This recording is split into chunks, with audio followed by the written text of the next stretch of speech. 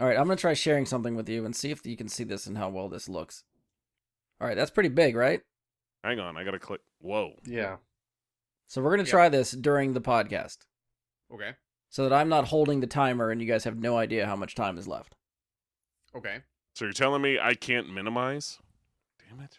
You have 3 monitors. He doesn't know that until you just said it. I knew you had at least 2. So anyway, I wasn't sure how it was going to look on your guys' end. If you can see the timer. It's Oh, very very large. much. Okay, It's that's good. Yeah, no, yeah. two-thirds- There's no two-thirds missing of it. the- I literally just went to Discord's Google and right said now. big webpage timer. And then I found bigtimer.net, and that's where we're at. Bigtimer.net. So is Manny fresh there? So there's a guide called the Big Timer. Oh, no, yeah, then no. I don't know. Well, there was the Big You talking about the Timers. Big Show? No, we're not. They're rappers. Come on. Oh yeah, sorry, but that of course. Yeah, I forgot. Josh knows a lot about music, but nothing about rap. I forgot. I think I've tricked people over the last 25 years into them thinking that I know a lot about music. Just smile and nod when they talk about rap people. Yeah. No, he said music, not rap. He doesn't really know a lot about music, is what he said. Yeah. I mean, I know what's in Josh's wheelhouse. It's 90s music. Well, Right. 90s rock music specifically. So is it the music my dentist plays and then gets upset when people call it classic rock? Not yet, but it's getting there. Yeah, I just had that thing I put up a couple weeks ago that I was driving and listening to 3WS that played. It was No Doubt, and I want to say something. Oh, was it REM? Like REM and No Doubt back to back on 3WS. That'll do it. Yep. Yeah. 94.5, man. That's our station now. We've That's officially us. grown up. Is that the Easy listening station? That meme that's gone around for a couple years of like, oh, I know I'm getting old because I'm now finding the music being played in the grocery store very pleasant. You know you're old when you start hearing Careless Whisper and you're like, yeah, man, that's my jam.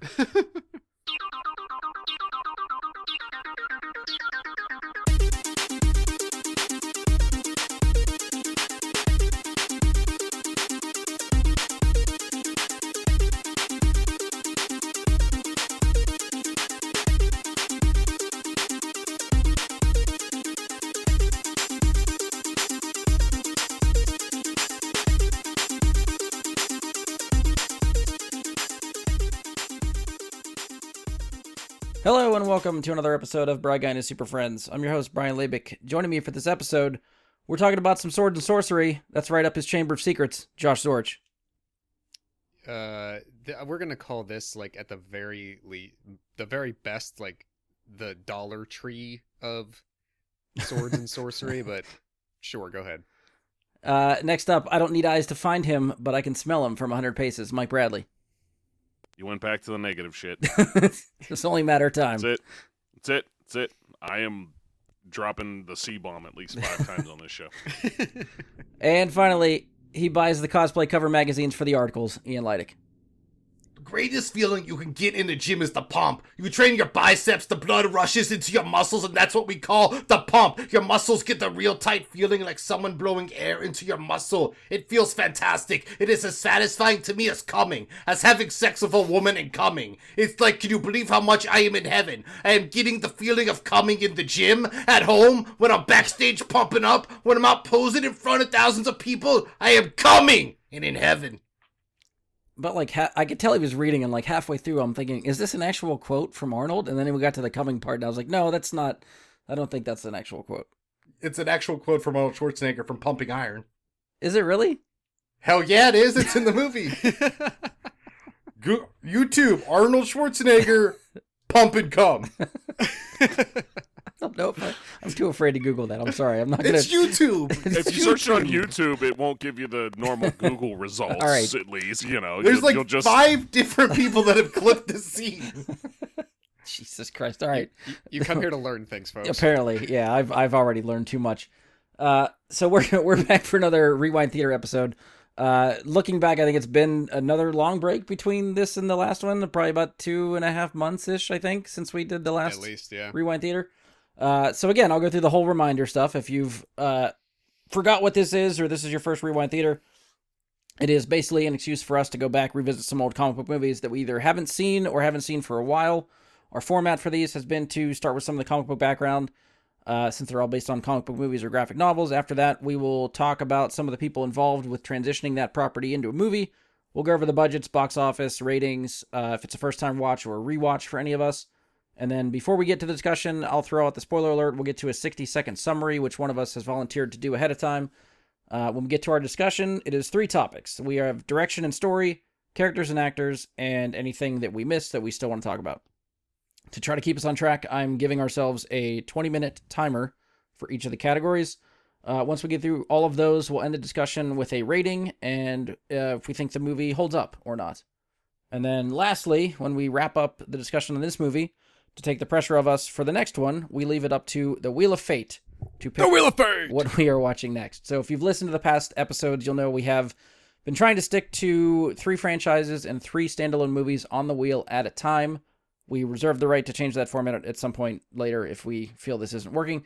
Either way, at the end of the episode, we'll spin the wheel to see what we are watching for the next one. At this rate, it'll be another 2.5 months before we get to it, but hey, that's what you got to look forward to. So that's how we got here at the end of our 1997, at the end of our last episode, which was 1997 Steel. The wheel has selected 1985's Red Sonja, and that is our topic for today. So when we typically kick off, Josh normally has the comic book background, but Josh took the 60-second summary for this one, so we have a guest lecturer for this week, or for this episode. This is going to be Ian. The floor is yours for comic book background. You solved the riddle of Steel? Robert E. Howard was one of the seminal pulp fiction writers of his time. He is most known for creating the character Conan in his short stories. Since Conan debuted in the literary world, he will not be covered in Rewind Theater. In 1934, the story Shadow of the Vulture was published in Magic Carpet magazine, a very real magazine. Set in the 16th century, one of the characters featured in this story was called Red Sonja of Rogantino. She would become the inspiration for our chainmail bikini-clad warrior. In 1973, Roy Thomas and Barry Windsor Smith at Marvel Comics created Red Sonja, who debuted in Conan the Barbarian 23. During this time, Roy Thomas was also serving as the editor-in-chief of Marvel. Roy Thomas is also the co-creator of hit movie franchise character Morbius the Living Vampire. With her introduction in the Hyborian Age, Red Sonja returned with her signature red hair and fiery attitude to match. She has the same backstory as she has in this movie. Her family is attacked and killed, she is raped, and then in return given magical powers to become the world's greatest warrior. Unlike in this movie, she's actually the world's greatest warrior in the comic books. The popularity of her character led to her being the lead for Marvel Feature, a showcase series to try out new characters and concepts. After a 7-issue run, Sonja was ready for prime time, getting her own series in 1977. Over the Marvel years, Red Sonja would have over 40 solo issues released. As of 2005, Dynamite Entertainment began publishing Red Sonja. The character has found continued success with Dynamite, with 5 different continuing or mini-series being released during 2021. A strong woman who learns of the sword to avenge the family she'll never have again. A story of hope, dreams, and vengeance. Red Sonja is sword and sorcery. Nice, very well. I didn't realize she was a Marvel Comics character at first. Mm-hmm. Yeah, because they were doing Conan and a lot of that kind of stuff back then. Okay. You know, before superheroes were the only thing. Yeah. See, that one actually did learn something. All right, so who was involved with translating this property into a movie? So this is directed by Richard Fleischer, who, I had to look it up, has no relation to Zombieland director, Venom director, and Uncharted director Ruben Fleischer. I was going to ask that question. Yeah. But he does have a 40-year career directing. So some of the movies that I recognize, I haven't seen them, but I recognize them. 1954's 20,000 Leagues Under the Sea. 1967's Dr. Dolittle, 1973's Soylent Green, 1980's The Jazz Singer, and he directed 1984's Conan the Destroyer. And then, right after that, 1985's Red Sonja. The movie was written by Clive Exton and George MacDonald Fraser. Exton didn't really have anything on his IMDb that I recognized. George MacDonald Fraser wrote the screenplay for 1973's The Three Musketeers and did a few other Musketeer sequels. He is also credited as the screen story writer for 1983's Octopussy. So Red Sonja stars Bridget Nielsen as Red Sonja. Nielsen. Arnold Schwarzenegger, who is credited before Bridget Nielsen, is in the movie as Calidor. So it's not even he's not even credited as Conan, which we might have to get into why that whole thing is there. Sandal Bergman as Queen Gedrin, Paul L. Smith as Falcon, Ernie Reyes Jr. as Prince Tarn, who, upon looking at him, upon looking at him, I'm like, is that Kino? That kind of looks like Kino. And then he does starts doing the martial arts stuff, and I was like, that is totally Kino. And I had to look it up. So yes, that is Kino from Teenage Mutant Ninja Turtles 2. And then shout out to Ronald Lacey as Ickle, I think, who was the Raiders of the Lost Ark guy with the creepy henchman guy that gets his hand burnt on the amulet from Raiders. Oh. That makes sense. Any guesses from you guys on the film's budget for Red Sonja in 1985? 223. 220. Dollars? Clearly a $223 million. In 1985, $223 million. Oh, that's right. We need to adjust for This inflation. is more than the Avengers Endgame budget. $354 million. I'm going to just tell you right out, you are way off. Damn it. This is the hard part where it's like, I know Arnold Schwarzenegger wasn't cheap by 85, but he wasn't 90s level expensive yet. Remember, he was locked into a 10-year deal for this movie. That's why he appeared in it as a favor to that producer. Oh, okay. Well, that can change things then, because I was figuring he was definitely the most expensive part of the movie. He also was only on set for 4 weeks. Let me say... And production lasted at least 4 weeks? Yes. 55,000. Okay. Ian, do you have a budget guess? Yeah, so I know the budget's kind of the other Conan movies, so I have a very educated, I hope, guess of 20 million. Okay. You are the closest. Well, yeah. No one else guessed a realistic number. I didn't find it on Box Office Mojo, but Wikipedia told me it was $17.9 million. So I can believe that. Ripes. Of course, I didn't look up the other budgets. Do you know the other budgets for the Conan movies, Ian? Or do you? That ballpark. Okay, somewhere around 20 million. So any guesses for the box office for Red Sonja, 1985? $54,000. That actually might not be that inaccurate. What was it? 17 point something million? 17.9 million for the budget. All right. People saw a lot of things that really didn't deserve to be seen in the 80s. Yeah, Arnold If they did were it, put so in it a might theater. be worth it. But we're also talking 1980s dollars. I mean, movie tickets were still $1.50. I'll go 20 million. Okay. Ian? 10. 10 million? Mm-hmm. I think that puts Ian the closest again. So domestic total for when it opened, $6,949,633. Internationally, Technically, I prices rated that. True. Internationally, it never saw a release until 2018. It got a re-release in Australia. It made $2,782, which brings its worldwide total to $6,951,415. Was that a single theater? I would assume. Was that a one theater release? It made $2,000. And I'm wondering if it was some some sort of Conan marathon, and they tagged it at the end or something. I don't know. I didn't see what the re-release, why they re-released it then and there for whatever reason, but for comparison's sake, 1982's Conan the Barbarian ended its worldwide run at $69 million. Noich. Conan the Destroyer from 1984, $31 million. So this is completely downhill wonderful. between all three of these. Exponentially worse. Yeah.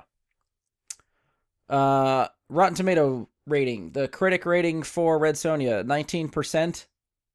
Audience rating, 28%. Okay. The Metascore on Metacritic is 35, user score 5.6. So that is probably the most generous is the user score on Metacritic. All right, going around the horn for you guys. Ian, is this a first time viewing or a rewatch? A rewatch. Josh, first time or rewatch? Definitely first time. Mike? First time. Okay. Yeah, this is the first time viewing for me also. Ian, I think you said you went through and watched all the other Conan movies too, right? You did I some watched major prep for this. the other 2 Conan movies last week when we were recording this last week. So you're fully stacked for this episode. You're ready. I know my Conan movie lore. All right, so it's that time of the show. We're going to get into the discussion portion. So we're going to be discussing everything in the movie. I'm going to throw out the spoiler alert. So if you have not seen 1985's Red Sonja and do not want spoiled, pause this now, go watch the movie. It is on HBO Max at the time of this recording. I don't know how long it's going to stay there, but if you have HBO Max and want to watch it, it is an hour and a half. It's very quick, kind of. I mean, runtime is short, but viewing-wise, I don't know if it's going to feel quick. So watch it, come back once you're done. Pick up right here, and we'll be here waiting for you. So last warning, spoilers to follow. Spoiler! Spoiler! You know, something like that. All right, so now that the spoiler alert is out of the way, we're going to roll into the 60-second summary. So again, the goal of this, if you've decided to listen on and haven't seen the movie, it gives you an idea of at least what the plot is sort of kind of about. And we've added the added challenge of whoever's doing the summary to do it in under 60 seconds. So Josh is on the hot seat for this one. You can let me know when you are ready to go, and I will time you. Sure. I did absolutely no prep for this or like a dry run whatsoever. So this is literally all just gonna be on the fly, and we'll just see. I feel like whatever I don't get to fit in, it won't really matter. All right, you want me to count you in? Yeah, let's do it. All right. 3, 2, 1, go. Red Sonja is a 40-minute story told over 90 minutes. It's your basic sword and sorcery story where a naval queen has a powerful amulet that someone wants to stop her from having. That's mostly what happens. That's just about it. Along the way, we find out that even in fantasy worlds, patronizing women and mansplaining their need for men still exists. Arnold is there. He plays a character who is the worst deliverer of news ever. Sonja, your sister's dying. And later, as Sonja is holding her dead sister, she's dead. There's tons of child torture, but he's a little shit, so you don't really care. The Queen's Vizier apparently has a porn screensaver on his vision wall. Falcom loves being spanked. There's a metal water dragon that is fought. Arnold saves Sonja because she's a woman. Arnold gets mad at the shit kid for cock blocking him later. And then he acts like Sloth to help them get out of the cave at the end. Not bad. You made it right at the end. Or is there more that you just stopped somewhere in the middle? You don't even need more though. Like, I think the only thing I didn't get in was the story ends with Sonja and Arnold wanting to bone each other hard on the moors. Yep, that's a good end Credits. stamp there. Yep. They did have an affair during the filming, so. Arnold having affairs? What? I know, crazy. The pump and iron guy that talks about cum all the time. All right, so we are into our 3 categories. Mike, which one would you like to start with? Direction, story, characters, actors, or whatever else we didn't get to yet, even though we could do that first. if would we like want to. writing fall into direction story, I guess? Yeah, I'd say. Yeah. Let's start there. All right, direction, story. So, for direction and story, the first thing I want to say is this is some of the absolute worst written dialogue I have ever heard in a movie. Josh touched on some of that. You know, oh, your sister is dying, and that's all he says to go, like, and she just goes with him. Okay, in the whole, like, your sister is dead thing, and just throughout the whole damn movie, the dialogue is so bad. And that, I mean, that'll fall into acting too, but when you're handed, this is what we want you to say, you can only do so much with it. Like, you know, how can you act that any better? Yeah. the writing is, I don't want to say anti-feminist, but it is very The man, product it's of just its bad. time. It does No. not pass the Bechdel test. They wrote Not a even female- close. A female lead movie where the female lead doesn't do anything and is actually really bad at trying to do stuff. Yeah. Yes. And who is out who a man is top billed over her as the titular character. Yeah, as soon as like the opening credits start and it says Arnold Schwarzenegger before the lead of the quote unquote lead, I was like, oh, okay, I know what we're in for now. Yeah, that was one that I actually noted. Like, this, like, the title character of this movie did not get top billing. Yeah. All right, that's interesting. You know, in terms of direction, I actually thought, like, the first-person camera for the one sword fight near the beginning when we first see Sonja in that whatever temple fighting Mm-hmm. that was kind of cool for the time. That was something that wasn't really common to see. And I feel like this director, you said his name was Richard Fleischer. Yeah. I feel like there was a lot of inspiration taken by this director from the director of Friday the 13th, because we see this, which was a common perspective that was used in Friday the 13th, which is why, like, kind of what set that movie aside as a groundbreaking horror movie is you got a first-person perspective as the killer killing somebody. So it was a very shocking movie for people to see at the time. And we also, more than once in this movie, get almost like a shot-for-shot remake of Pamela Voorhees' head being chopped off and floating through the air. Yeah. There was a couple of decapitations. Yeah, and it was like the same shot, too, is what I mean. Like, you got that same, like, head flying through the Over air the thing arc, that you got in yep. Friday the 13th. So I could definitely see the inspiration there, and that would, if it had only happened once, I'd be like, oh, that's cool. The fact that it happened twice, I was like, you already did that. But I thought that the first-person perspective was really cool. You know, other than that, you know, like, you have Arnold, like, she tells him no, she doesn't want his help, so what does he do? He stalks her. You know, the writing that has, like, oh, the prince who probably stole all that gold to begin with, we're showing up to protect him from the people that are probably just taking the gold that they mined, you know, at the point of the whips of his people. Well, no. Those guys are much better dressed than the prince. That lead guy has such a nice hat. He should be Yeah. a king. But I feel like those guys were kind of Robin Hooding it a little bit. You know what I'm saying? That kid had 3 gold coins to his name. And a lot of sass. I'm just saying he was kind of a sniveling little shit, and I don't know. And it seems like, I guess the last thing I'll say about the writing and the story and the direction is it seems like their answer to every predicament they put their characters into is Arnold Schwarzenegger can lift that. Yeah. Or fight that. No, I mean specifically lift. The fighting Like, thing, he does okay with and all that, but like they have him literally, like their whole escape plan is based on whether Arnold can lift it or not. Lift the Several gate, times, block that's the correct. rocks. Yeah. Yeah. It's If you've ever seen a Barbarian Brothers movie, it's the exact same. All of their powers are lifting. I mean, that's pretty much what Arnold's power was at that time. He wasn't an actor really yet. He was just somebody that was really built and pretty and could lift things. He became a good actor later, I feel like, but at that time, Yeah. they were doing what they had to work with. That's fair, because this was what did we say? 85. 5. And I mean, by the end of the 80s, I don't remember which year specifically. By the end of the 80s, you get Predator. Yes, which he does okay in. Yeah. So, that's a point well made. Josh, you want to take up story direction?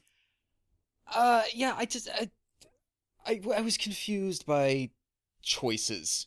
So like the whole opening sequence, we meet Sonja, who then gets told what just literally happened to her by the ghostly fairy godmother that's never explained. just to give us the exposition of what we just didn't see happen 10 minutes earlier. Why couldn't you just give us that scene? Why couldn't that just be the opening? It was like the note that I wrote down is it felt like the movie started at the end of Act 1. Yeah. Like, all of that should have been the setup to where we eventually got to at the beginning of the movie. And she gets her powers from Ghost Mom booping her nose. Like, that's essentially what happened. Like, boop. Yeah, you have like powers now. Ian mentioned Buddy Christ earlier. It was very much like a Alanis Morissette God type thing with the nose bump, the boop. But yeah, that confused me. Like, maybe that, I don't know if they started shooting things and wanted to cut for runtime, and that's what they did. Whatever, I don't know. Yeah, I thought that was weird. I also didn't understand. Like, they never even attempt, at least I didn't hear, did they ever attempt to give a reason why the Queen specifically went after her family? Oh, Like, so we have this revenge motivation from her because of what happened, but like, why her? Why her family? Well, the Queen is leading a gay army and wanted to have sex with Red Sonja, and Red Sonja said no. So then she killed Red Sonja's family in revenge. But also because, not just for that though, Red Sonja not only said no, but you might remember she hit her with her sword and gave her a little cut. Yeah. So she revenged her. She revenged Red Sonja for the small cut. Do we have context on her wanting to bang Sonya? I think it's just very clear. I It's kind of like- got that yeah. sense too. That was how Background I was implication. inferring the flashback event things. All right, okay. But I mean, and maybe that was all. She's like, I'm exerting my power. You are one of my subjects. I effectively view you all as slaves. I will just take you if I want you. And she refuted her because she didn't beat her in fair single combat, apparently. And so then I'm so scorned and horny, so I'll kill your family. I get, like, is that all She that sliced her. it- She cut her. She slightly cut her face. I get that, but like, just the whole thing seemed really, I don't know. It was a really loose way to set up a revenge need. I don't know. What do we say? Oh, what I say? I'm glad that we cut that whole prologue scene so that we could watch the child shit king play seesaw with the giant hand when he's found. That was the first note that I made talking about elongated scenes. There is some stuff that just goes on and on and on, and the movie is still, before credits, it's like 82 minutes. Yeah, the fight between the two of them between, I don't know, Arnold, whatever his So, character's name yeah. was. Calidor. Conan. Right. And Sonya, that fight between them to get in her panties, Right. basically, is what that fight was. Correct. What the fuck was that scene? It was like, oh, this is kind of a cool sword fight for a moment, and it's like, all right, it should have ended 5 minutes ago. It just kept going. I know that like it's Yeah. meant to illustrate like they are equals, right? They can just keep going No. and either one can win. And... No. It's a metaphor for them having sex. Okay. The whole scene's a metaphor for them having sex, and that's why it's super weird that Ernie Reyes Jr. jumps on Arnold. Because the kid's not getting involved in the sex metaphor, so it's like the kid's jerking off watching two randos have sex. It's a very weird scene. I for definitely that didn't infer it reason. like that, so now it's weird to And- me. But And if you're viewing it through wasn't that weird prism, to me before, but you just definitely did. viewed through that prism, then Falcom wakes up and he's like, "Hey, keep it down. I'm trying to sleep." He doesn't give a shit what's happening. but specifically like now the stuff that you mentioned that part, it's like, oh, you know what? Maybe. specifically Yeah, though, I forgot think about that. the stuff that takes too long, the serpent fight in the cave went on Just goes way too long. Yes. Half They of have, like, this movie how is many them fighting loops? a robot in the fucking pool. That's half this fucking movie. Well, and I didn't write this note down, but now I realize I should have. So, like, Arnold finally shows up, and he's, again, like, he has to save them because I guess she is incapable. He tries stabbing it, not realizing it's metal for the first 3 minutes. Nope. But then he uses the words, he says, "I can't kill it. It's a machine." And my thought was, there's nothing about this world that establishes the presence of advanced machinery. But they all know what it is. They all accept that. But earlier, the queen, the evil queen's vizier guy, I'm pretty sure, or no, not the vizier, not the scientist, but the vizier. Her and that guy are talking about like make sure the machine works the way that I want to. It's like they use the word, but then I don't recall us ever really seeing a machine later.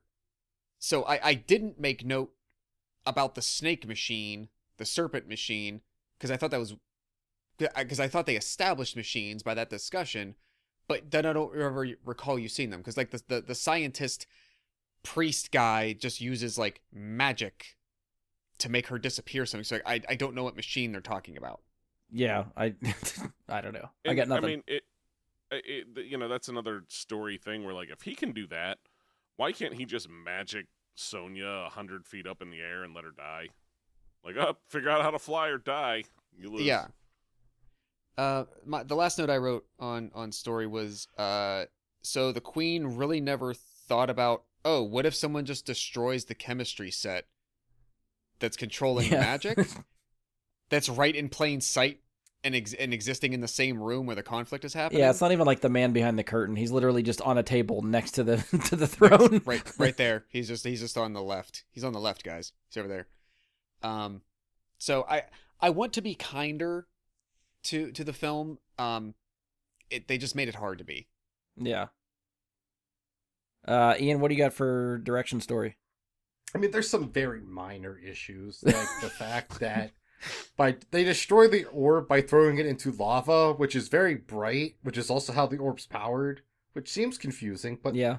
not a big deal. There's the fact that if you've watched these other movies, Arnold Schwarzenegger's very clearly playing the character of Conan, but he keeps calling himself Calidor, and it never says that he is Conan, but he's dressed like Conan at a fancy wedding, and he doesn't even really act like Conan in parts because he calls her dumb for saying that she'd only have sex with a man that beats her in combat. He's like, you'd only have sex with someone trying to kill you. Illogical. And it's like, no, that's not Conan. Conan would be like, Conan has killed someone mid-fuck in these movies before.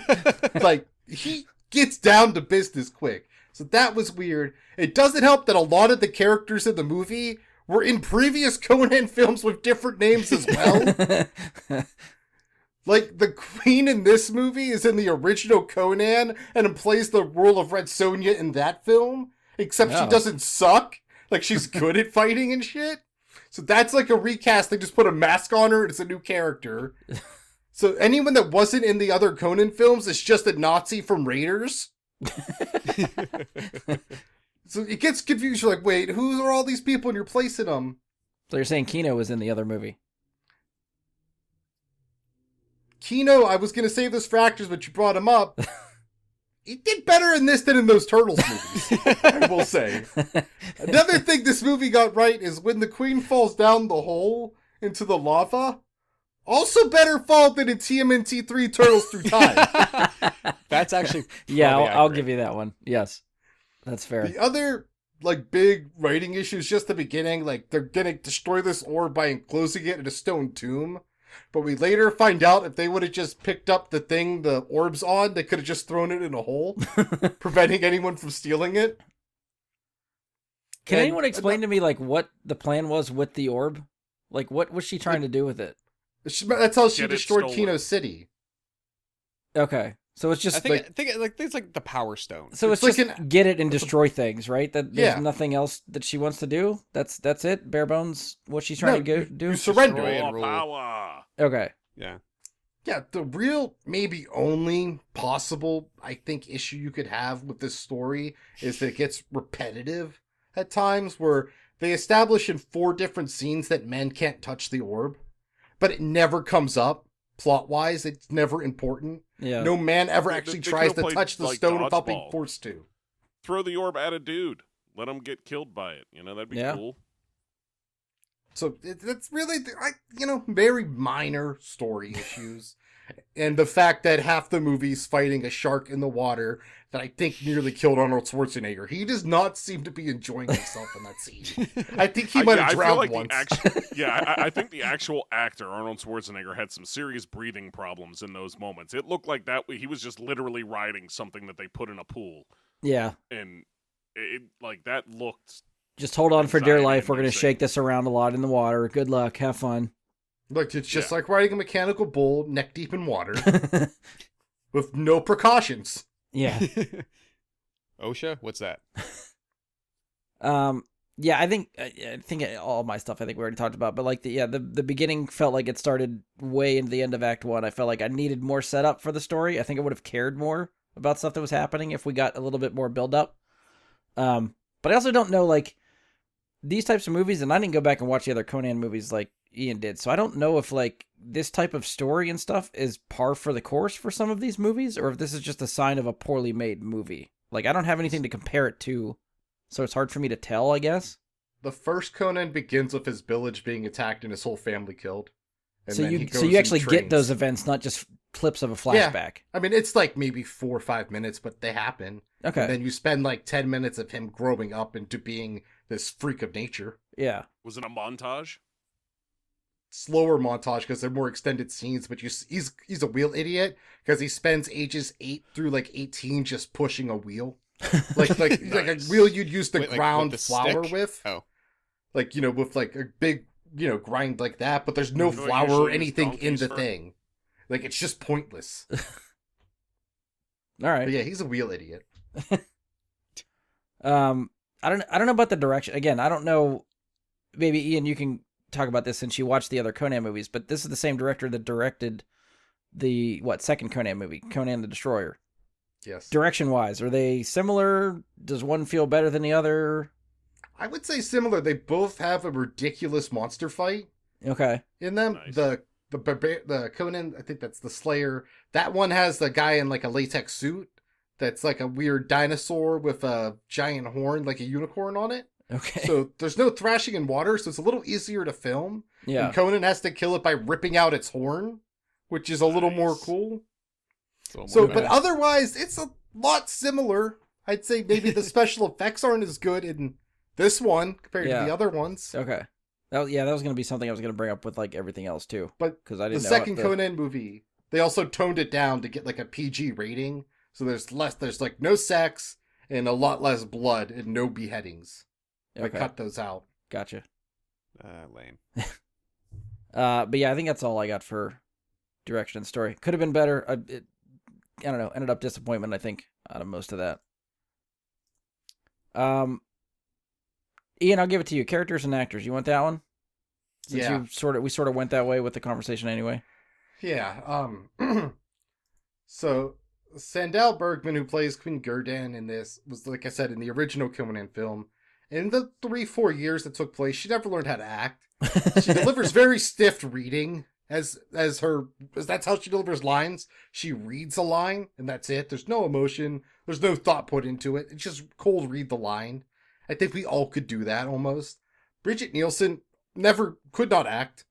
I don't know if she ever could, honestly, but this might be the worst rookie actor we've ever seen. They literally plucked her out of Rome, like out of Finland or wherever, flew her to Rome for screen test and started filming like 2 weeks later. All You know because what? the director She was saw amazing in Rocky 4. the director saw her on the cover of a magazine and said, "That's my Amazonian woman." That reminds me of who was shit, Josh. I don't know if you remember this or if somebody else can pull this off the top of your head. The director of the Transporter movies. Who directed Transporter 3? Oh, jeez. Because I feel like there's a woman sidekick character in that movie who was basically no actor, and the director just kind of saw her somewhere and was like, yeah, you know what, I'm gonna take her.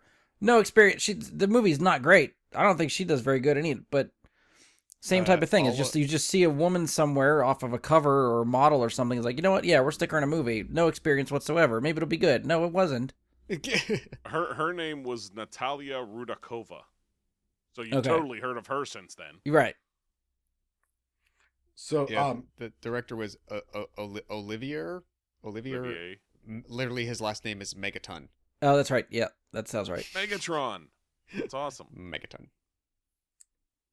All right, Pat sorry. Roach Go ahead. plays Brutag, who is probably the best character in the film. He's the kingy looking dude hanging out on the toll road that she's like gonna slice his belly open. He gives her some like great zingers about like how he's gonna kill her and about how he can like see the future, and she gives back weak shit like, "Your future doesn't exist because I kill you." It's like, come. Why? Like, even if that's true, a poorly written line, she gives nothing to it. It is just terrible. I feel like Um, that scene between the two of them specifically felt like the type of shit you would get from pro wrestling at a local, like, I don't know, Mechanicsburg wrestling event. Not the American Legion. Yeah. Paul L. Smith as Falcon. He was doing really good. I liked him earlier in the film, where he's just kind of like the beaten down servant of Ernie Reyes Jr. of Prince Tarn. But like slowly over the film, they're like, someone like clearly like got in some notes and was like, it's fat joke season. And he's crawling through the tunnel. He's like, I'm going on a diet soon. They do the classic, the guy, how's the food here? And then starts eating. Like, they just start doing some classic fat guy gags with him later on, where so clearly another writer came in and did shit. Did anyone else notice that he's like the knife guy, right? He's got knives all in his like bandolier and stuff. He kept grabbing his knives by the blades. And it was really irritating me that he just did not care that it's definitely a prop. He's just going to grab it wherever he wants to and not even acknowledge that he should be cutting his hand. He did have a badass bone hammer. Yeah. But it also was the question in my head, like, why are you grabbing a bone hammer like that when you have knives? Right. What's the point of your knives? Supposed to be the knife guy. He also had a second bone hammer to give Ernie Reyes Jr. if he learned how to mature himself. Which he did right before the finale. Speaking of, Ernie Reyes Jr., like I said, this is maybe his best movie performance ever. Better than Surf Ninjas, better than TMNT 2. Oh, Surf I- Ninjas, I don't know. Come on. Yeah, I'll take umbrage with Surf Ninjas. He's just doing crazy flips and shit. He's whacking swords around. He's getting in on the sex masturbatory foreplay fight scenes. He's destroying it. He's the little shit you love to hate who then, like, learns himself. Other than that, like, I think most other characters are forgettable and not important. Yeah, I think Ernie Reyes Jr. was the definite standout for me. He was the one that I actually found myself laughing at and was having a good time when he was on screen. I was cool with him. Yeah, but he actually kind of looked badass for a kid pulling off some of the martial arts. Yeah.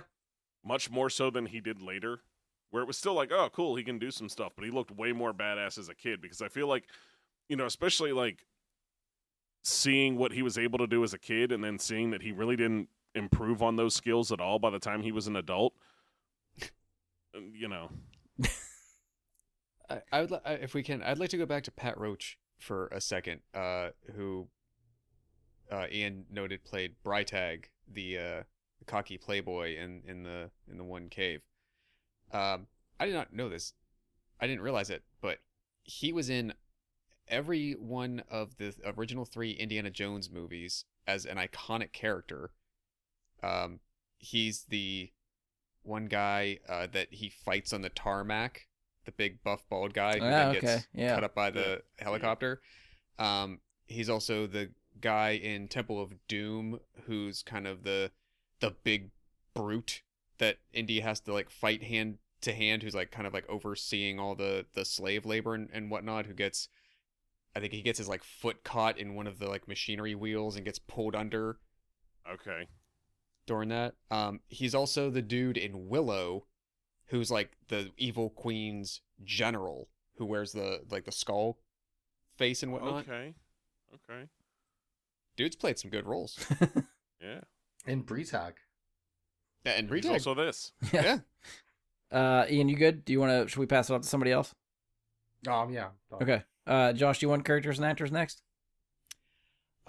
We've said before several times, kind of how we opened, that it's a shame and just a little disrespectful. No, it's a lot disrespectful. No matter what you're going to do to an actress, even if you're giving them like an introducing credit, to bill somebody else on all marketing materials and the film itself above them when you play the title character, I think was really disrespectful for them to do.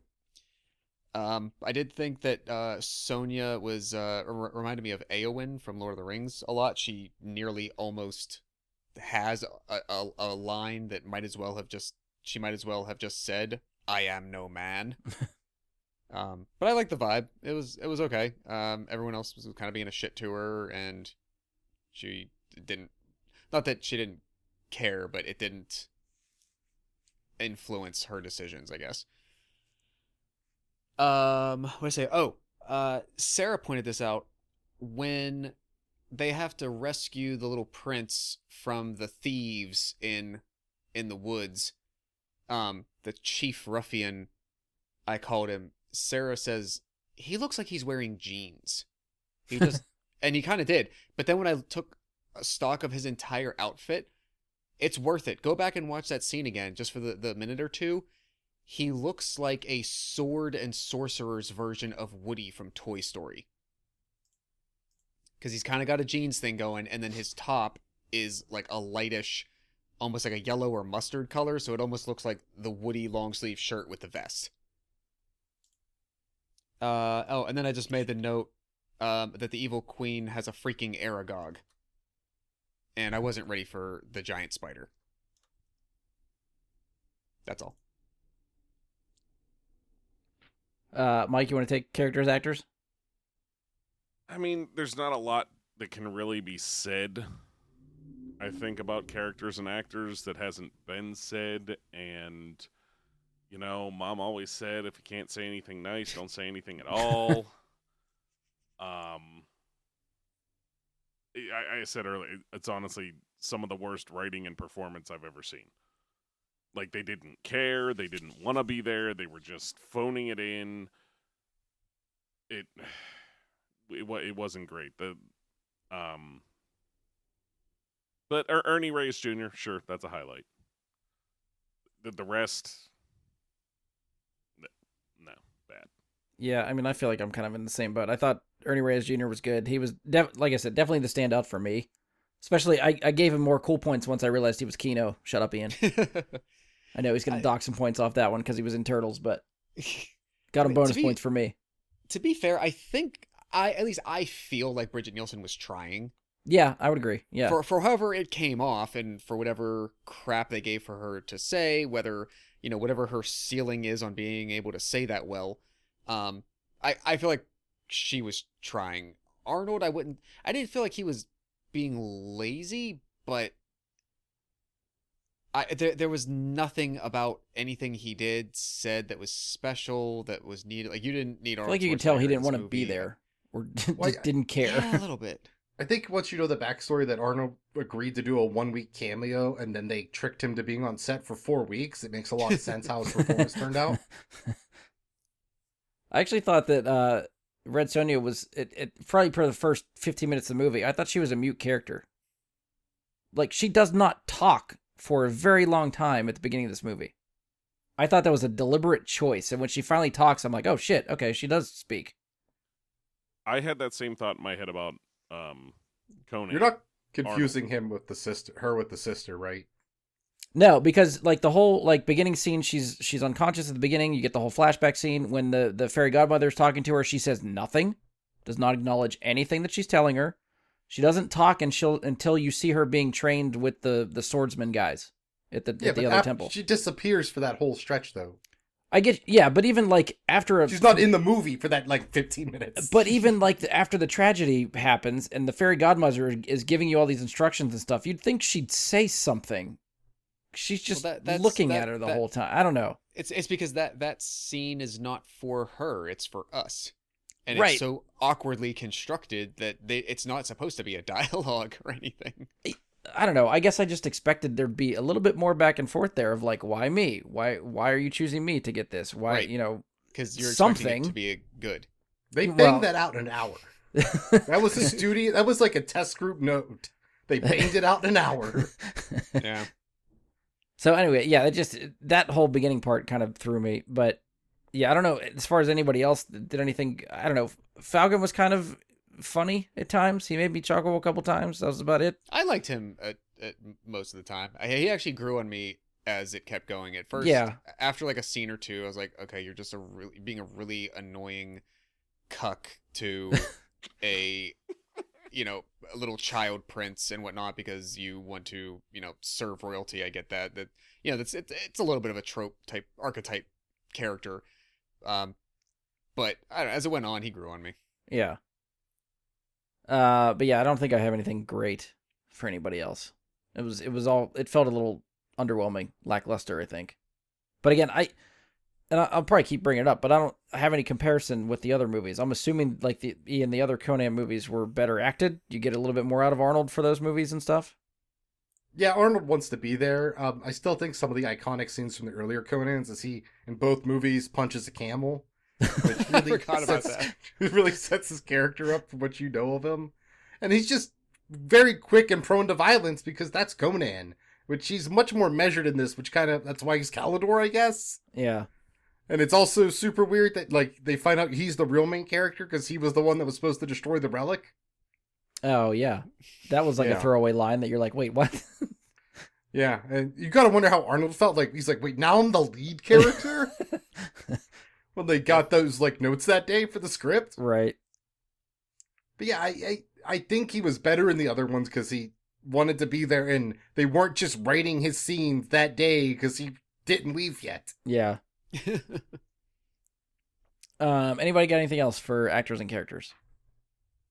Nothing?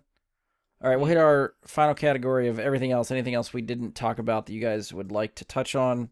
I forget who didn't go first. Josh did go first. Me. So hit us up with anything we missed that you want to touch on for this movie. I think part of the pitfall that this fell in, I feel like maybe like late 70s into the 80s, there's a very big world that people forget of, sort of these sword and sorcery attempt at fantasy stories. They made a lot of these kind of movies at that time. Some of them went to theaters, and like honestly, like Willow falls into that category. Some of them were better done, some of them are remembered, most were forgotten, most were never seen. So, you know, many were like direct to video or never released, all that kind of stuff. So it's not like just the fault necessarily of this one. I think this just stands out because you expected it to be better. You know, there's like real people behind it. You have one of the, you know, biggest emerging actors coming into it at the time and whatnot. So it just take Arnold Schwarzenegger out of this, and barely anybody knows this movie exists. Which is probably why they made they him stay do. there for 4 weeks to keep getting more of him and more of him, more of him. Yeah, quite possibly. And so that being said, I don't know. It just, again, I'm trying to be kind, trying to give it the benefit of the doubt in some ways. I thought it got a little bit better as it went on, but a lot of the fight choreography for like the first half of the movie was terrible. I feel like the temple raid by the Queen's army killing the priestesses. There's like one or two of the priestesses who seemed like they could learn fight choreography in any way. The Queen, Sonja's sister being one of them, and then like one other, which it kind of had like a Wonder Woman vibe to me, right? Like you have the Queen, and then you have Buttercup, right? And like you have like the two people who are kind of the focus characters, but a lot of it put together, and because it wasn't well put together, because those scenes, they just kept dragging out, it became more apparent, like, you're just showing me a lot more bad stuff. Yeah. You're making the bad stuff last longer. And that didn't go in its favor. I'll be honest too. I think the scene where they raid the temple and all the priestesses have to defend and all that stuff, and then the one runs away. Well, even I think when they were fighting and you first get to that scene, I thought Red Sonja's sister was Red Sonja, and I was very confused for a minute as to like, how did she get there? Did we skip over part of the movie? Mm. And it wasn't until she was like running away and she runs into Conan that I was like, wait a minute, maybe that is a different character. And then I was still confused until you see her see Red Sonja at the other place training with the swordsman. I was like, okay, no, but they are different people, but I was still convinced it could have possibly been the same person. Yeah, and maybe these, you know, write the movie as you go along, and let's keep Arnold, you know, on the hook for as long as we can, played into this. I remember saying, you know, 40 minutes in, I even wrote a note, but then later scratched it out. Like, why was Calidor even there? Like he eventually answers that. Like Yeah. after an hour of the movie, he tells her that. But like, you didn't have to keep that a secret. Oh It- yeah. It Yeah. could have been discussed, established. Some like, why are you there? Like, it just seemed like a coincidence that he like came upon this battle and this queen on her zip line that falls into his arms. Like Yeah. after I don't know. The one actual good positive note I will give the movie, I actually really dug that like skeleton fossil thing of that giant creature that apparently like died in the chasm of the cliffs and like made the bridge. Oh, the bridge. Yeah. From a design standpoint, I thought that was cool. All right. That's what I got. Mike, you got anything else you want to touch on? Anything we missed for you? When we get to our ratings, I will say this movie gets a little bump in ratings for predicting the guy that still has Pornhub open but forgot to close it before he showed something to somebody else. It's getting most of the points it gets on the rating for that moment. That's an amazing foresight into the future. Like, wow, of all the things to think of, like, holy shit, they found a guy that like he used it like. Was that meant to be the queen? That like this guy's like jacking it to the queen, and he shows her like, sorry, like. I'm not sure. Either way, it was like, wow, that was impressive. This was long before the internet was really a thing. You just think about what you want, cast a spell, and it's on the magic mirror. Yeah, like damn. I had to ask Sarah as that scene was playing. I'm like, am I seeing what I think I'm seeing?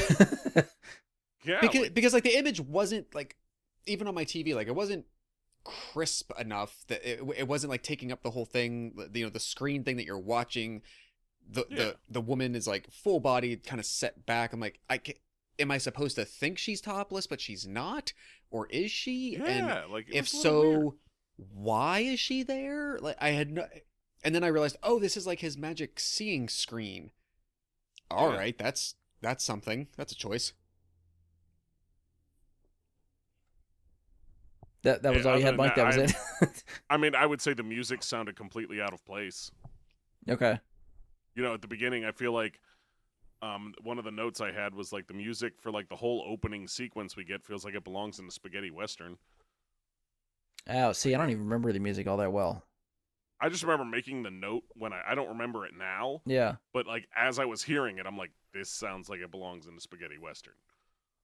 So I would say that I'll pay attention to the music more next time, but next time's not going to be a thing. There was actually one random moment too that not music related but sound effect related that I thought they were going to pay off somewhere, and maybe I missed it, but when Red Sonja is at the end of her training, she's picking out her sword. She's in that armory looking at the swords, and she like looks like she's concentrating on what to pick, and then she like kind of pauses and like looks off in the distance like she hears something. Literally stands still for like 5 seconds. I thought she was going to acknowledge the sound she heard, and then just goes right back to picking out a sword. And I was like, what the fuck was that? Why did we even show that? I don't understand what that was or what that was meant to be. The sword So talked to her. I can Did also it? say like the sword. Yeah, chose that's what her. it was. That's what that was. They just don't like establish it well or bring it up ever again. Okay. Was there And- actually like but dialogue obviously- whisper sound effect or anything? Or is that what was I there? don't. I feel I like don't I think it heard actually- something actually. Yeah, Okay. that's what it says. Like choose me, but it's never touched on again. It's very hard to tell. And Okay. you don't know it's a sword saying it. It was like I heard a sound. I didn't know what it was. She seems to acknowledge a sound, but it's never clear what it was or where it came from. And then she just goes back to picking a sword. And I was like, what the fuck just happened?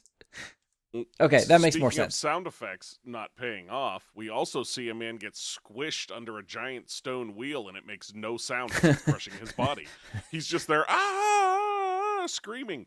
And you don't get any of that, like the bones crunching or the meat You get none of that. He just is folded up under this thing like, oh, I thought I was going to get a, Yeah. something. It Yeah. was very unsatisfying. It made that moment less satisfying. Special effects for this movie, that's the other thing, is like I don't know if they were just bad or if I'm supposed to take it with like a grain of salt, like it's just dated for that time period. Like Probably. movies I that don't were know, made did around there. Ghostbusters come out in the same year? That's true. Yeah, Ghostbusters was the year before, 84. Yeah, so And even you go back to something like Star Wars, that's 77, 80, and 83. Like, all of those movies look good. So I guess maybe it's just the budget. Like they just didn't have the budget for that kind of stuff. Budget and talent. Yep. So, all right. So it's, I feel like the more we're talking about this movie, my rating is progressively getting lower. Mine didn't have much where to go. Can't really forgive it for a lot of things anymore. I thought I could give it the benefit of the doubt, but I'm starting to doubt myself. Ian, you got anything else you want to touch on for the movie? So, like Josh mentioned, the bridge was cool. Like, I think it was, like, very clearly the skeleton bridge was, like, a drawing. They kind of, like, edited it in. Yeah. Like, it's a, like, stylistic choice. Like, it was nice. It was, like, also, like, damn, they couldn't build a skeleton bridge. They didn't have the money for it, so they had to do this. Yeah. Like, we could build the beginning of a skeleton bridge. And that's it. So that was cool. There was no explosions, so this gets a 0 out of 10 in the explosion Oh, that's scale. right. No, there was a lot of explosions. At the end, when they're fleeing, the top of that one building explodes repetitively. Yeah, it's true. There's no explosions in this film. It gets a 0 out of 10 for explosions. The one explosion you're really waiting for is the orb exploding in the lava, but they just turn on a fog machine. There's not a lot going on. Like, this has the same issue with a lot of the Conan films where, like, some of the enemies just are vaguely dressed like Mongols, which isn't part of the Conan lore or anything. It's just, like, that's the costumes they had available. The Queen's Army, though, all had, like, sick, like, serpent helmet kind of things going on, which were super wicked and cool.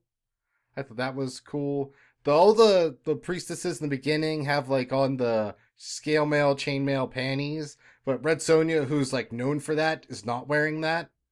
She is not wearing her chainmail bikini. Okay, yeah. Can I make a note about the priestesses in the beginning? Sure. At the very beginning there, I instantly said, oh, that's bullshit. So they make a note, they have these priestesses having these pieces of, like, gold metal armor looking stuff. The guy throws a ninja star at it, and it kills her. Right, and he through hits her square in the armor. Yep, and right, it's like right in the sternum, the armor like sternum. Yeah, like what the hell was that? Like, have the ninja star hit her in the neck or something where she's not protected. Don't, like, what the hell's the point of it? I feel like it goes back to, like, stormtrooper armor, right? It's made to be worn to theoretically protect them from stuff, and yet every blaster bolt they hit, they blow up. Yeah. Yeah, it's, I guess, ornate armor, not functional armor. I don't know. I think it was also a choice to have your opening credit sequence be just Arnold riding around on a horse. I did notice that. It's the best part of the movie, though.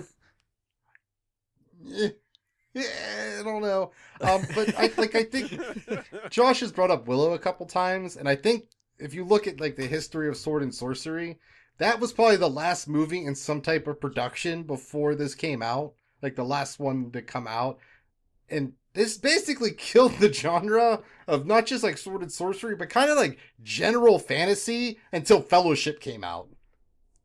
Like, yeah, that's how much damage this did. Wrong. It took, like, a once-in-a-lifetime story-movie director combo to breathe life into this genre again because of this fuck-up. And that's where I keep, like, trying to, like, make the comparison is, like, this isn't usually a genre that I go out of my way to watch, and then my only frame of reference, really, is Lord of the Rings. And that has such a production value and level of quality to it that comparing that to this, I'm like, what the fuck happened with this movie?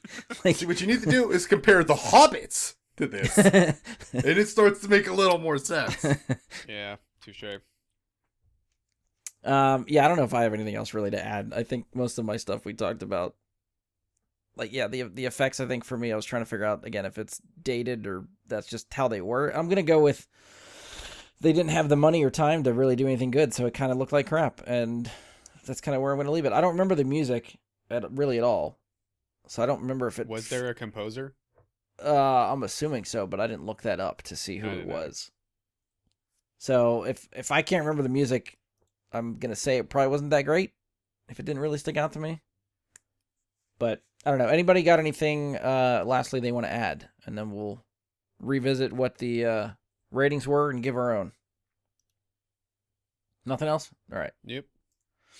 Then yeah, we'll revisit the Rotten Tomatoes stuff. So Rotten Tomatoes critics, again, had it at 19%. Audience was 28%. The Metascore for Metacritic was 35, user score 5.6. Do you guys agree with those scores? Do you think those are generous? Too low? Too high? They're higher than what I'm gonna give. I can Josh, what do you think? understand them. Agree? Disagree? I can understand them. Okay. Ian, what do you think? We always said the critics don't know what they're doing. I guess before we get to our ratings, do you guys think this movie held up, or do you think does it hold up now compared to what it was in 1985, or do you think it ever held up in 1985? Ian, I'll go with you. I feel like you might be a little bit more generous with this. I definitely don't think it got worse with time. I mean, I think the only real difference would be like, man, that Arnold guy really made something of himself, huh? It did go up from there for him, I think. I would agree. His wife told him at the premiere, if this doesn't kill your career, nothing will. Quote to live by.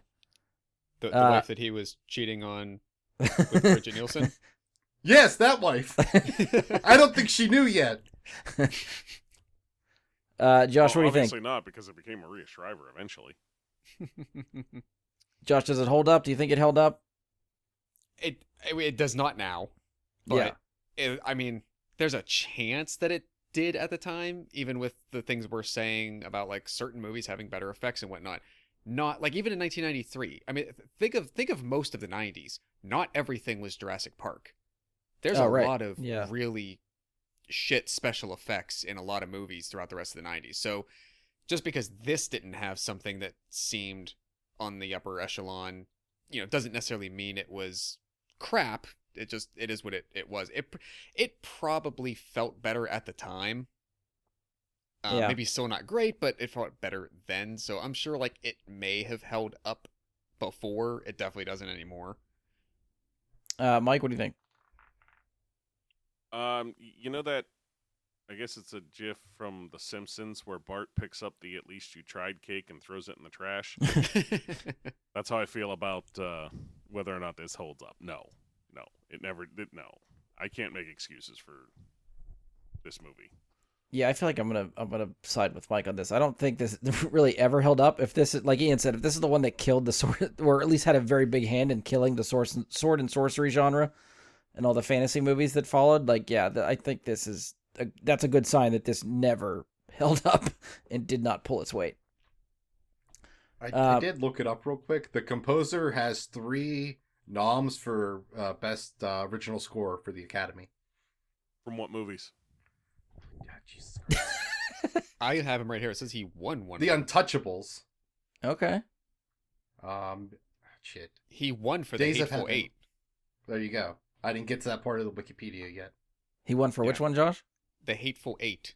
Quentin Tarantino's okay. from 2015. Right. So recently. So he improved since the 80s. Yeah. Yeah, he died 2 years ago. Okay. He was very old, but yes. His first nom was before this movie. Yes. That's amazing to me. But Kept it going. Good for him. yeah, good job, dude. Oh, Exorcist 2. Another has- box remember office that. disappointment. He has a ton of composing credits. He has like a few hundred. So the dude. Well, worked. it's a volume thing. Yeah, so they can't all be We're saying. gold. All right, so let's get to our ratings. Out of 10, is anybody still mulling? I feel like, Mike, you're pretty set on what you're going to give this movie. So what do you give it 1. out of... So still higher than The Kitchen, right? Yes, but The Kitchen did not, Nostradamus people leaving their porn sites open. That beat Take- 3 you take movies that- for Mike. Yeah. That honestly, that prediction, it gets it a lot of credit. That is some serious foresight into the future type stuff. And that is 0.99 out of the 1. All right, then. Was the Josh, other what do you... 0.01 the titties? It was the single nipple in the first 5 seconds of the movie. Mike's just sitting there counting nipples, how much score he's going to give it. 0.01 per nipple. Maybe that can be my explosions thing, is how many nipples were in it. There's gonna be a lot that we. Bloodshot would have done so well with this system. Astro Boy, not so much. Josh, what do you got out of 10 for this one? I'm not gonna ask what I. Are you gonna be generous? Not really. But without caring what I've given other things, I'm gonna give it a 2. Okay. Ian, I'm expecting a glowing review from you. What are you giving this out of 10? So out of the Conan trilogy, this is, I think, the worst of the films. Some people might say it's the best. I think there's enjoyment to be had if you know it's a bad movie and like that bad movie vibe kind of mindset. I think you can have fun with it there. I think it's really fun if you're like, man, they really were going to do this girl power thing maybe at some point, but they didn't write that movie at any point. So that was, weird choices all around. I found it enjoyable. I've seen it more than once. I'm going to give it a 4. Okay, that's lower than I expected, to be honest. Better than Turtles. Oh, you bastard. That was the calculated score there. Yeah, What did I give the he Turtles? knows What did I he's give got to the come. Turtles? Okay. Got to come over that one. Yeah, I was trying to think. Like, I feel like I started this at probably about a 2.5, and the more we talked about it, the more I just kind of kept lowering it. I'm coming in at a 1.5 for this one out of 10. Some of the stuff I was going to let pass as far as just like time it was made and maybe budget constraints and stuff, but no, I'm starting to think that a lot of people just didn't give a shit with this movie to care to make it good with what they had to work with. So I got a docket points for that one. That brings us into a 2.125 average for this movie. I don't know if that's Ian. I guess if you still have the scores up, is that our lowest average for a movie? I don't think it is, right? Captain America. That's fair. Yeah. Is this the second lowest? Yeah. I'm almost more than a whole point. Great. All right. I mean, it's your second lowest movie yet. You mean for me personally? Yeah, huh? Okay. Mike's done his top 3 bottom movies. So hold on. The Kitchen and Captain America. What's the third? Steel. Oh yeah. This was better than Steel. Combined, they all got 1. Those 3 movies. The harshest critic among us. I think we just found it. Wow. By a whole half point harsher than Brian. All right, so that concludes our discussion for Red Sonja. So now we turn our attention to the Wheel of Fate. The Wheel of Fate! So as I mentioned earlier, the Wheel features 3 franchises, 3 standalone movies. And the idea behind this has always been to try to keep some sort of variety going, whether or not we stick to that or not. But for right now, that's what we're still doing. So we'll feel it out and see how it goes. If we need to retool, we'll retool it. But so our 3 franchises currently on the wheel are Ghost Rider, Teenage Mutant Ninja Turtles, and Ghost in the Shell. The 3 standalone movies that we have are Speed Racer, Supergirl, and replacing Red Sonja is the made-for-TV movie Nick Fury, Agent of S.H.I.E.L.D. from 1998, starring David Hasselhoff. Yes, it exists. It is a thing. Sweet. I kind of really want to watch this. All right, What year was that? I think it was 98, what I looked up. Yeah. This is Baywatch era Hoff, man. They said, hey, Captain America was only 8 years ago. Yeah. It's time to revisit the Marvel properties. And look at what an impact it made. Yeah, really helped it out. We want to go back to that, Will. I could use watching a good movie again. The problem is I'm not sure that any of these are, except maybe The Ghost in the Shell that I've never seen. Yeah, I guess we'll have to leave it up to fate and see what. Speed Racer. Never all right, seen it. so you guys can see the wheel, correct? I can't read it, but I can see it. That's fine. Can That's you fine. make it a little We'll be bit able to see the bigger? result. Yeah, you will see the result. That's all we're worried about here. So, I'm not all right. sure I'll be able to read the result. The colors keep changing. That's right. They And do. I don't like it. All right, spinning the wheel. Wait, the colors change on purpose constantly? I kind of try to theme them somewhere around what's in the spot. No, I mean, like, literally, in the past 20 seconds, they were multiple Oh, no. colors happening. Yeah, no, I didn't change them in the. No. All right, any guesses? Anybody? Turtles? Oh, Speed we know Turtles are Racer! green. Oh, Speed Racer. All right, Ooh. I'm excited for Speed Racer. Yes, I haven't seen this since like 2009. So, I know it's been a while. Yeah. I this was something I saw in the theater on like a discount day because I heard it was because the movie was crap, but I was like, for like, $2 or something, I'll go see it. I walked out of it really liking it, and just the color palette and the way it looked in the theater, I was like, that's a Blu-ray purchase for me. Back when Blu-rays were big, I was like, I have to get this on Blu-ray because I think it looks really cool. How many times have you watched your Blu-ray copy since you've had it? Maybe once, but it's so I am due to watch it again. That's for sure. Yeah, all right, that's cool. I'm excited with that pick. So I guess that removes a standalone movie, and we will have to replace a standalone movie for the next time. Aye. That's 3 straight. Yeah. Yeah, Turtles will be there forever, I guess. We'll just sooner or later. We have 2 more Turtles movies to finish up. We have 1 more Ghost Rider movie. 1 more Ghost. And is there 1 more Ghost in the Shell? Is it just that one, or is there 2? Ian, I can't remember. There's 2. 2, because you're 2. ScarJo. That's right. Yes, you are correct. All right. Well, I guess that's it for us. If you've enjoyed the show, please support us. Leave a 5-star rating and review. Be sure to give us a share on social media. You can follow or subscribe to the show to keep up with us. We're on Spotify, iTunes, Anchor, Google, Stitcher, Amazon now. Check us out on Amazon Music. You can find us on Facebook. Search Bry Guy and His Super Friends, or go to facebook.com/Bry Guy Super Friends. You can send us questions, comments, topic suggestions, any of that stuff there. Try to email us, bryguysuperfriends@gmail.com. It's legit. It's an email that works. I won't check it. Hit us up on Twitter @BGSuperFriends. That I will respond to. Feel free to give me a follow on Twitch @JediBryGuy. That's Jedi with an I, Bry with a Y. If we ever decide to do some live stuff, we'll stream it there. Last time we did that, we did the Star Wars trivia. So I'll remind everybody to go check out that. If you have not, that was an hour and a half of me quizzing these guys on Star Wars Trivial Pursuit questions, which I think actually turned out pretty well. And we'll have to find some time to do that again. So yeah, that's still up there in the highlights. Check that one out. Or if you just want to follow and see if I ever stream some games, I do that there too occasionally.